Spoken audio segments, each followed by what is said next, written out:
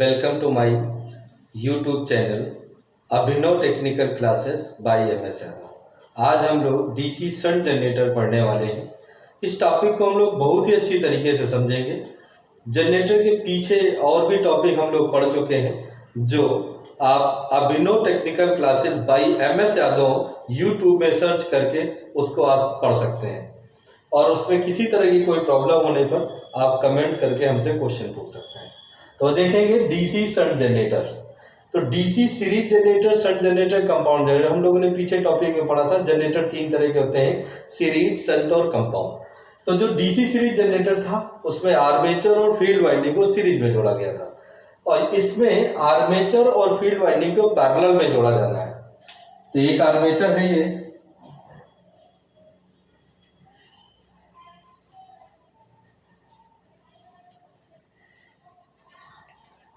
और ये field winding है, शंट फील्ड, इसे पैरेलल में जोड़ रहे हैं। तो देखेंगे ये फिगर दोनों एक ही है। ये फिजिकली मोटर में फिगर जनरेटर में दिखता है, इसमें चार टर्मिनल देखते हैं। तुमने पीछे सीरीज जनरेटर पढ़ा था, पीछे जाकर उसको जरूर देखें, उसमें भी चार टर्मिनल थे, इसमें भी चार है। तो बात ये आती है कि इसको हम ये कैसे जानेंगे कि ये शंट है या सीरीज है। तो ध्यान से समझेंगे, सीरीज जनरेटर में जो सीरीज फील्ड वाइंडिंग थी वो आर्मेचर के सीरीज में जोड़ी जाती थी। तो वो कब जोड़ी जाती थी और क्यों? क्योंकि सीरीज वाइंडिंग में जो सीरीज फील्ड वाइंडिंग होती है वो मोटे वायर और बहुत कम लपेट संख्या वाली बनाई जाती है, तो जो उसका रेजिस्टेंस रहता है वो कम रहता है। और यहाँ पर जो शंट फील्ड वाइंडिंग है ये पतले वायर और अधिक लपेट संख्या की बनाई जाती है, पतले वायर और अधिक लपेट संख्या की, इसका रेजिस्टेंस बहुत ज्यादा रहता है। तो हम इससे पता कर सकते हैं कि हमारी ये शंट है या सीरीज है। तो हम अगर टेस्टिंग लैंप से भी देखना चाहें तो इसमें क्लियर हो जाएगा। यहाँ पर रेजिस्टेंस बहुत ज्यादा है, लैंप बहुत धीमा चलेगा, यहाँ पर रेजिस्टेंस बहुत कम है, लैंप तेज चलेगा। इससे ही क्लियर हो जाएगा कि ये हमारा जनरेटर शंट जनरेटर है। अगर इसी चार टर्मिनल में दोनों जगह चेक कर रहे थे तो रेजिस्टेंस लगभग दोनों जैसे, बहुत ज्यादा अंतर नहीं रहता है, तो वहां पर लैंप एक जैसे लगभग जलते हैं। इसलिए हम लैंप से सीरीज जनरेटर को सर्टिफाइड नहीं कर पाते। तो हमने बताया था ओम मीटर।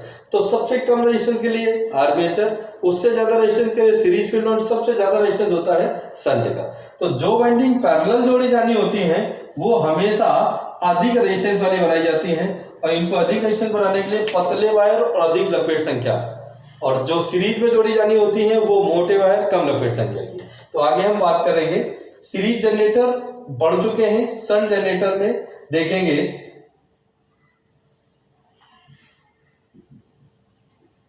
ये लोड लगा दिया इसमें। अब इसमें हम पैरेलल जोड़ना है, तो पैरेलल के लिए इन दोनों को ऐसे ऐसे जोड़ के ये सप्लाई बाहर निकाल देंगे, ये हो जाएगा हमारा पैरेलल। अब आर्मेचर में जो वोल्टेज जनरेट होगा वही वोल्टेज फील्ड को चला जाएगा। आर्मेचर में जो जनरेट होगा वही जनरेटर फील्ड को चला जाएगा, और फील्ड एक्साइटेड होने के बाद वो लोड को भी चला जाता है। लेकिन इस जनरेटर में क्या खास बात रहती है कि इसे विदाउट लोड स्टार्ट किया जाता है, बिना लोड के। सीरीज जनरेटर में खास बात की तो लोड लगा के ही स्टार्ट करते थे, नहीं उसमें उत्पन्न वोल्टेज बहुत कम रहता था अगर लोड नहीं लगाते सीरीज के लिए। शंट के लिए क्या कंडीशन है, इसमें बिना लोड के स्टार्ट करेंगे। क्यों? क्योंकि हम लोगों ने पढ़ा है E बराबर 5ZNP/60A, जिसमें E directly proportional 5 into N, E directly proportional 5 into N। अगर हम बात करें इसमें लोड लगा दें, इसको बिना लोड के स्टार्ट करते हैं, ध्यान से समझेंगे। सीरीज को लोड लगा के और शंट को विदाउट लोड। यदि हम शंट में लोड लगा दें तो क्या दिक्कत आएगी, जनरेटर स्टार्टिंग में जब इसे हम घुमाएंगे तो इसमें रेजिडुअल मैग्नेटिज्म होगा, अवशिष्ट चुंबकत्व होगा। उसके कारण कुछ वोल्टेज इसके सिरों पर आएगा, और वो अगर लोड की तरफ जाएगा तो फील्ड में धारा नहीं बहेगी या बहुत कम बहेगी, जिससे फील्ड एक्साइटेड नहीं हो पाएगी। इसलिए हम क्या करते हैं, नो लोड कर देते हैं, लोड हटा देते हैं। अब जनरेटर का जो भी विद्युत वाहक बल उत्पन्न होगा स्टार्टिंग में वो बहुत कम होता है, क्योंकि इसमें जो फ्लक्स रहता है वो बहुत कम रहता है। वो रेजिडुअल मैग्नेटिज्म के कारण फ्लक्स होता है। तो जो वोल्टेज सिरों पर आएगा वो इधर जाने का रास्ता नहीं तो कहाँ जाएगा। करेगा? फील्ड को। जो फील्ड को सप्लाई करेगा तो इसमें एक्साइटेशन बढ़ेगा और ये अधिक वोल्टेज उत्पन्न करेगा। अधिक वोल्टेज इस सिरों पर आएगा, फिर इसको जाएगा, इसकी फील्ड और ज्यादा एक्साइटेड होगी, और ज्यादा एक्साइटेड यहाँ एक थोड़ी देर में यहाँ पर एक भरपूर पूरा वोल्टेज इसमें आ जाता है जितनी इसकी मैक्सिमम जरूरत होती है। अब वो वोल्टेज जब आ जाता है तो इसमें लोड लगा देते हैं, तो वो वोल्टेज इधर भी जाता रहता है, वही वोल्टेज लोड को भी जाता रहता है। इस तरह से डीसी शंट जनरेटर काम करता है। तो डीसी जनरेटर को कैसे स्टार्ट करते हैं? नो लोड पर। डीसी शंट जनरेटर में जो फील्ड वाइंडिंग होती है पतले वायर अधिक लपेट संख्या की होती है, जबकि सीरीज वाइंडिंग में, सीरीज जनरेटर में क्या पड़ा था? मोटे वायर कम लपेट संख्या, रेजिस्टेंस सबसे कम। एक बार फिर से देखेंगे, कोई भी जनरेटर मान लें, सबसे कम रेजिस्टेंस आर्मेचर का, इसके बाद रेजिस्टेंस सीरीज फील्ड का, और सबसे ज्यादा रेजिस्टेंस होता है शंट फील्ड वाइंडिंग का। ये एक इंपॉर्टेंट पॉइंट है, क्रम में लिख लें। सबसे कम रेजिस्टेंस आर्मेचर का, फिर सीरीज फील्ड का, और सबसे ज्यादा रेजिस्टेंस शंट फील्ड का। छोटी सी बात जो आज तक तुमने कभी नहीं पढ़ी होगी, वो टॉपिक, सबसे इंपॉर्टेंट बात जो तुमने कभी आज तक पढ़ी नहीं होगी, पक्का नहीं पढ़ी होगी, वो ये कि सीरीज जनरेटर हमने पीछे पढ़ा था, उस जनरेटर में छोटा सा क्वेश्चन रहता है कि शंट जनरेटर और सीरीज जनरेटर में, ध्यान से समझेंगे, shunt generator, series generator, compound generator भी मान लेते हैं, तो सबसे कम रेजिस्टेंस किस जनरेटर का होता है? सबसे कम रेजिस्टेंस किस जनरेटर का होता है? ध्यान से समझेंगे हमारी बात। एक तो ये बात हो गई अलग अलग वाइंडिंग के रेजिस्टेंस की, आर्मेचर का कि सीरीज फील्ड का या शंट फील्ड का, इससे बिल्कुल क्लियर हो चुका है। सबसे कम आर्मेचर का, इससे ज्यादा सीरीज फील्ड का, सबसे ज्यादा शंट फील्ड का। तीन चीजें।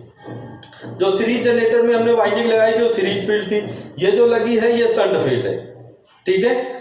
एक armature, series field, shunt field, तीन वाइंडिंग हो गई। सबसे कम रेजिस्टेंस आर्मेचर, फिर सीरीज फील्ड, सबसे ज्यादा शंट फील्ड का। लेकिन क्वेश्चन हमारा क्या है? सीरीज, शंट और कंपाउंड, तीन तरह के जनरेटर है। यहाँ जनरेटर का रेजिस्टेंस पूछा गया है, ना कि एक आर्मेचर और सीरीज या शंट का।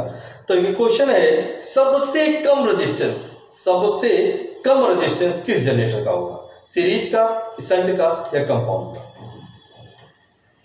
तो सबसे कम रेजिस्टेंस जो होगा वो होगा शंट जनरेटर का। ध्यान से समझेंगे, सबसे कम रेजिस्टेंस, सबसे ज्यादा रेजिस्टेंस फील्ड में अगर पूछा जाए तो शंट फील्ड का, लेकिन सबसे कम रेजिस्टेंस पूछा जाए तो शंट जनरेटर का। ध्यान से समझेंगे कैसे, ये रेजिस्टेंस है और ये रेजिस्टेंस है, ये दोनों कैसे जुड़े हुए हैं? पैरेलल में। कैसे जुड़े हुए हैं? पैरेलल में। दोनों कैसे जुड़े हैं? पैरेलल में।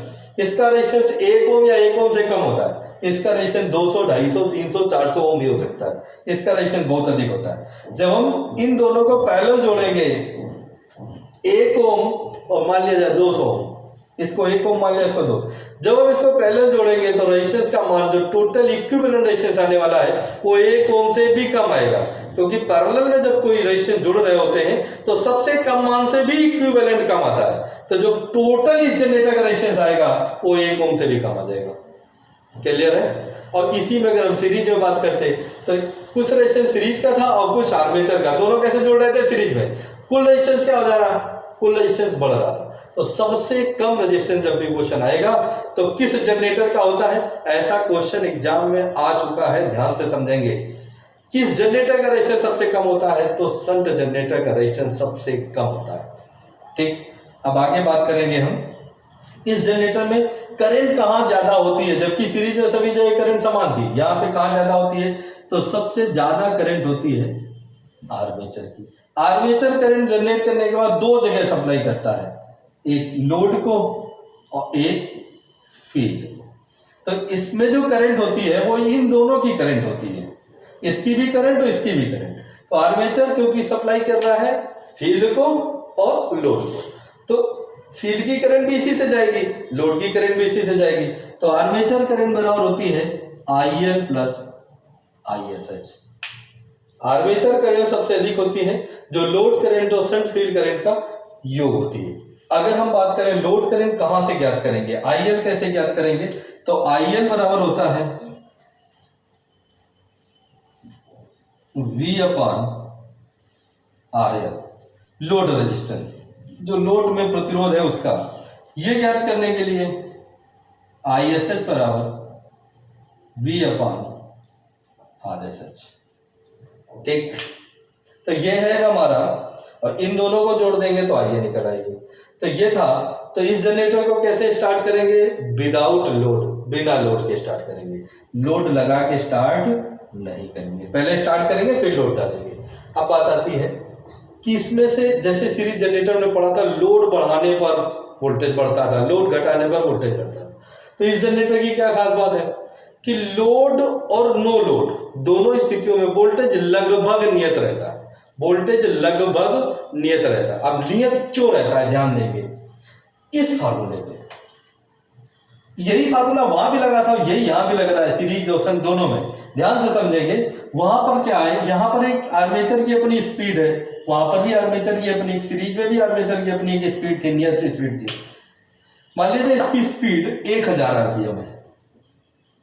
कितनी है? 1000 आरपीएम से इसे हम रोटेट करा रहे हैं, और इसमें एक फील्ड फ्लक्स है फाई।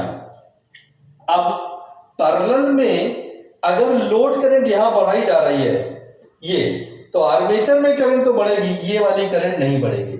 मान लिया जाए, सपोज है ये तुम्हारा फैन है और ये तुम्हारी ट्यूबलाइट है।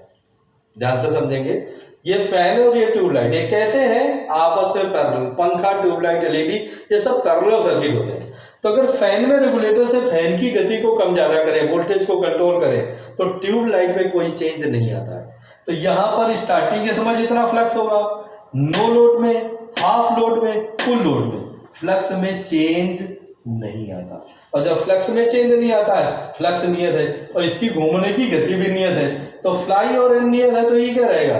लगभग नियत। लेकिन कहेंगे बिल्कुल नियत होता नहीं, थोड़ा बहुत परिवर्तन आता है। जब लोड बढ़ाते हैं तो वोल्टेज में थोड़ा बहुत परिवर्तन आता है, बहुत ज्यादा। इसे हम क्या कहते हैं? लगभग नियत। सीरीज जनरेटर में लोड के साथ वेरिएबल था और शंट जनरेटर में लगभग नियत, तो वोल्टेज यहाँ लगभग नियत होता है। अब बात आती है कि इसका यूज कहाँ करते हैं, शंट जनरेटर का इस्तेमाल क्या है, कहाँ जरूरत पड़ती है।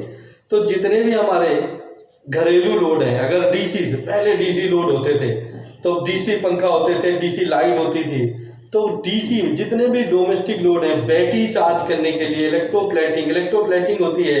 इलेक्ट्रोप्लेटिंग शायद अभी नया शब्द कुछ लोगों के लिए लग रहा होगा। इलेक्ट्रोप्लेटिंग होती है एक धातु में दूसरी धातु की परत चढ़ा देना। जैसे हम लोग जीआई पाइप नाम सुना है, जीआई पाइप। तो इस टाइप से जो हम जीआई पाइप में जीआई की कोटिंग कर देते हैं, जीआई सीट जिसके हम बॉक्स देखते हैं जीआई सीट के, या कूलर की बॉडी देखते हैं, ये जीआई सीट होती है। इसमें आयरन में जिंक की कोटिंग की जाती है, तो ये पेंट नहीं होता है, इसे गैल्वेनाइज किया जाता है, तो इसको इलेक्ट्रोप्लेटिंग कहते हैं। इसके लिए डीसी की जरूरत होती है।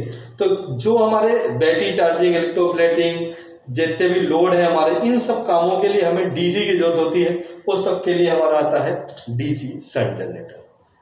तो ये उम्मीद करते हैं कि डीसी शंट जनरेटर हमें समझ में आ गया होगा। अगर फिर भी इसमें कोई किसी तरीके का कोई डाउट है तो कमेंट करके क्वेश्चन जरूर पूछिएगा, और ये टॉपिक आपको समझ में आया या नहीं आया इसके लिए प्लीज कमेंट जरूर करिएगा। तो और अगर हम एक और चीज हम बताना ये चाहते हैं कि जब भी जो लोग भी हमारे इस वीडियो को देखते हैं, तो लिंक पे जाके देखने से अच्छा है आप YouTube में जाएं और वहां पर Abhinav technical classes by MS Yadav search करें। Abhinav technical classes by MS Yadav search करें, और ये जो वीडियो है इसका पार्ट 6 है, DC generator part 6, Abhinav technical classes by MS Yadav part 6 search करके वहां से देखें, जिससे हमारे जो व्यूअर्स व्यू की लिस्ट है उसमें YouTube व्यूअर में इंक्रीज होगा चैनल, तो आगे हम लोग जल्दी लाइव आ सकेंगे। अभी हमें वीडियो बना के अपलोड करना पड़ता है, हम लाइव आ सकेंगे। तो प्लीज इस लिंक को ज्यादा से ज्यादा अपने दोस्तों को शेयर करें, और प्लीज सब्सक्राइब करें और लाइक जरूर करें, और बेल आइकन का बटन दबा के ऑल नोटिफिकेशन ऑन कर लें। Thank you.